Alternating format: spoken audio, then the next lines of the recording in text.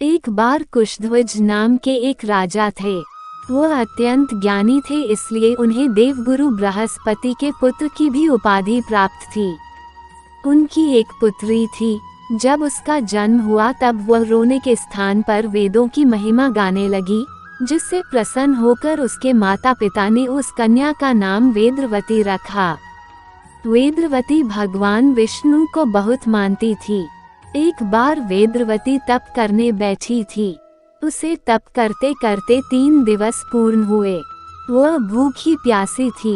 उनके पिता कुशध्वज ने जब ये देखा तो वह चिंतित हो उठे। उन्होंने वेदवती की तपस्या भंग करने का निश्चय किया। तभी वातावरण में नारायण नारायण नाम की ध्वनि उत्पन्न हुई। वह ध्वनि देवर्षि नारद की थी। देवर्षि प्रकट हुए और उन्होंने राजा को वेदवती की तपस्या भंग करने से मना किया और कहा कि आप ऐसा न करिए, क्योंकि वेदवती इस समय भगवान विष्णु के तप में लीन है। इस वक्त वेदवती को उठाना बिल्कुल एक शिशु से उसकी माता छीनने जैसा है। इसलिए हमारा निवेदन है कि कृपा कर आप वेदवती को उनकी साधना से न उठाए। ये बात सुनकर कुशध्वज रुक गए और वह चले गए। कुशध्वज अपनी पुत्री के विषय में चिंतित थे, क्योंकि वेदवती का स्वभाव बिल्कुल भक्तिमय था और वह अपने तप में अधिक लीन रहती थी।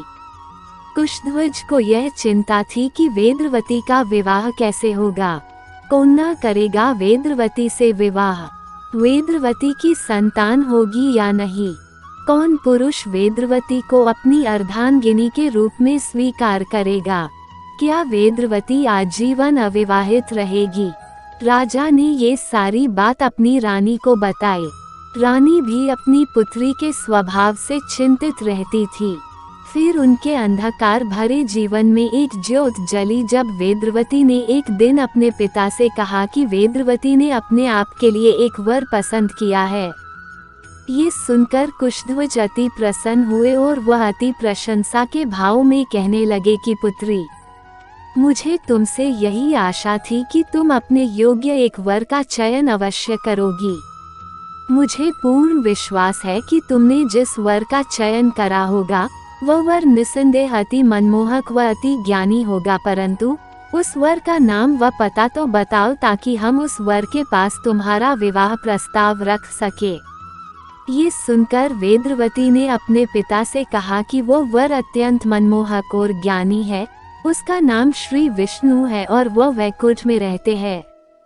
ये सुनकर कुशध्वज चिंतित हो उठे। उन्हें ऐसा लग रहा था जैसे उनके पैरों के तले से जमीन खिसक गई हो। वो कभी शांत होते तो कभी अपनी पुत्री को निहारते। काफी देर तक कोई वार्तालाप नहीं हुआ। फिर कुशध्वज ने अपनी चुप्पी तोड़ते हुए कहा कि पुत्री, तुम खुद नहीं जानती कि तुम क्या कह रही हो।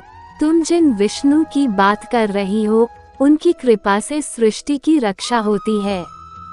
फिर रानी ने भी अपनी चुप्पी तोड़ी और बोली कि भगवान कभी विवाह नहीं करते, और फिर नारायण तो विवाहित है, तभी उन्हें लक्ष्मीपति कहा जाता है। इसलिए तू यह विचार अपने मन मस्तिष्क से सदैव के लिए निकाल दे। रानी व राजा ने अपनी बात संपूर्ण करी, पर वेदवती तो अपने तन मन धन से नारायण को अपना पति मान चुकी थी और किसी भक्त को भगवान से छीनना धरती से सूर्य छीनने जैसा है। वेदवती अपनी बात पर अड़ी रही। तब कुशध्वज को देवर्षि की सिख याद आई और उन्होंने रानी से कहा कि प्रिय, अब वेदवती को न रोको, बस इतना समझ लो कि अब हमारी पुत्री अपने ससुराल के लिए विदा हो चुकी है। वेदवती भगवान विष्णु को प्राप्त करने के लिए एक वटवृक्ष के नीचे बैठकर तप करने लगी। उसने कई वर्षों तक तप किया। उसके तपोबल ने वटवृक्ष के नीचे ही वैकुंठ धाम बना दिया। उसकी यह तपस्या इतनी कठिन थी जितनी देवता भी तपस्या नहीं कर सकते। भगवान विष्णु सब देख रहे थे। इस कठोर तपस्या से प्रसन्न होकर भगवान विष्णु प्रकट हुए और उन्होंने वेदवती से वरदान मांगने को कहा। तब वेदवती ने भगवान नारायण को अपने पति रूप में मांगा। तब भगवान बोले कि मैं तो विवाहित हूँ, परंतु मैं अपने किसी अवतार में तुम्हें अपनी पत्नी अवश्य बनाऊंगा। फिर भगवान चले गए। वेदवती दोबारा तप करने लगी। तभी रावण वहां आया। वह वेदवती की सुंदरता देख मोहित हो गया और उससे संभोग करने की इच्छा करने लगा। तब वेदवती ने रावण को श्राप दिया कि वेदवती ही रावण के वध का कारण बनेगी। फिर वेदवती रथ में सवार होकर स्वर्ग की ओर चली गई।